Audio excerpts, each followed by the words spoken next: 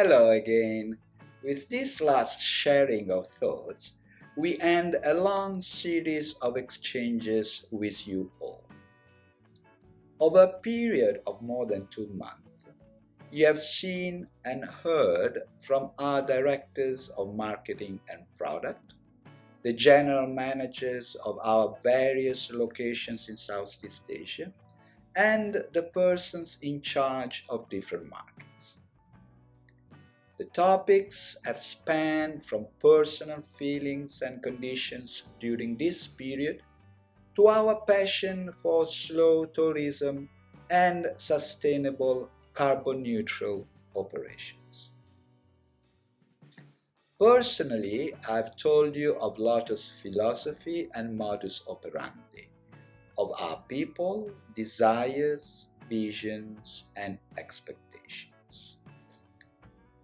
It has been our way of being with you during this time of stationary living and business inactivity. To be closer when anxiety and uncertainty and drama stood before us. It seems to me like there are two types of endings for pandemics and for other forms of global threats and risks. The first one, of technical nature, would happen when the incidence of events and all death caused plummet, and the second, of social nature, when the fear about the threat wanes. When we ask ourselves when all this COVID-19 havoc will end, I presume we are asking about the social ending of it. Take the social threat of terrorism, which has long been there as far as we go back in history. Few security measures applied at airports and places of large crowds aggregation may not have stopped it and alone reassure the population at large. But the problem has somewhat disappeared from our mind. This is not because terrorism has been vanquished. We never really know whether we are safe attending a concert, while having a pint with friends, or just crossing a bridge or leisurely stroll down the park. It is because we have grown tired of the panic mode and learned to live with it. And what about other diseases like malaria and dengue that have been only partly placed under control, or other viruses' genetical mutations which have rendered the current medications ineffective? How many tourists suffer or perish for terrorism, kidnapping, and disease every year? None of these have disappeared. To the contrary. What has waned has been our tolerance for panic and its restrictions. In my working life, the longer traveling inflicted pain was the one triggered by 9/11. There was no flying at all for 3 or 4 months after that, and no traveling into Muslim or so perceived countries for another 4 or 5 months. In our offices, for months, an eerie silence made us stare in panic into an empty future for up to 9 months. Then, suddenly an explosion of bookings made the summer season of 2002 one of the busiest on record. Terrorism was not defeated at all. We were just at the beginning of a string of very dramatic events in Europe, Egypt, Indonesia, Thailand, Philippines, just to name a few. And planes, kept flying and people moving.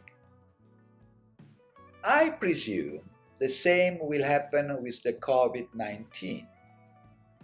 A progressive waning of fear elicited by precautionary protocols and compounded by medication and vaccine, and loss of memory like in many cases before.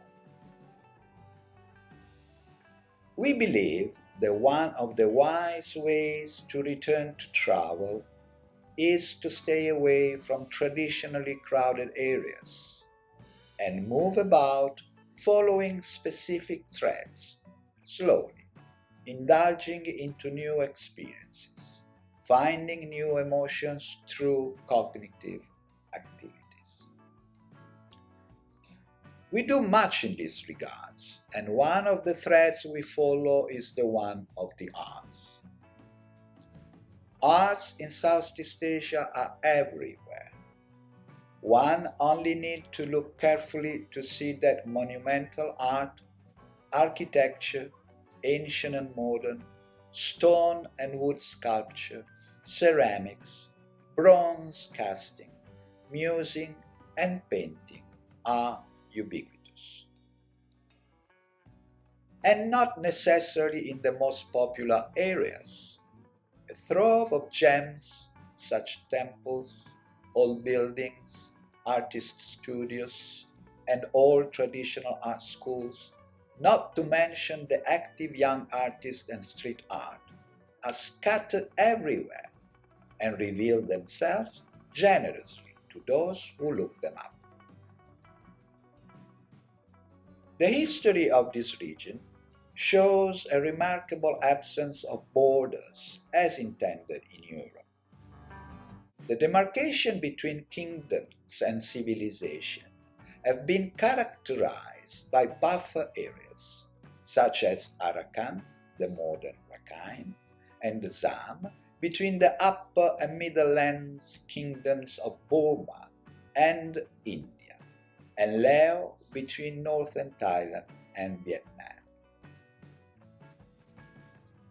In these areas, either during period of war or peaceful times of trading, have produced a host of cultural exchanges and facilitated the flow of ideas, people, and goods, creating over millennia a vast wealth of arts. In the southern part, sea has assumed the same function between the islands of the Malay archipelago. The possibilities of discovering Southeast Asia through art and literature are endless. This is one of the richest arts areas in the world.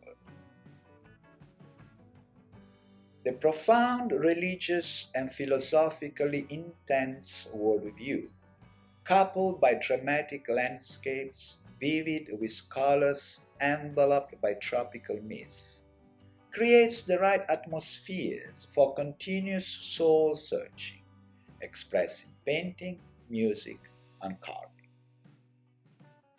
The contribution to the contemporary artistic expression offers a wide range of formal styles and practices across the region. Whatever the country and school, the purpose of art for society, the persistence of narrative and use of storytelling, the migration and dilemmas of identity, the embrace of tradition and the vernacular are all recurrent items. It is interesting to notice that behind the appearance of modernity and great change in the bustling, crowded city, where the impact of Western life seems so strong, there is another side to life that is seldom glimpsed by the casual visitors. It is made apparent when traditional music is played and traditional paintings are made in studios found in the back streets of large cities, where artists and musicians have come from remote areas in search of jobs. If one shuts one's eyes, one is momentarily transported into a temple or Raja's palace courtyard, where gong and xylophones of the gamelan orchestra accompany episodes of the epic Ramayana. Join us in our slow art journeys throughout the region.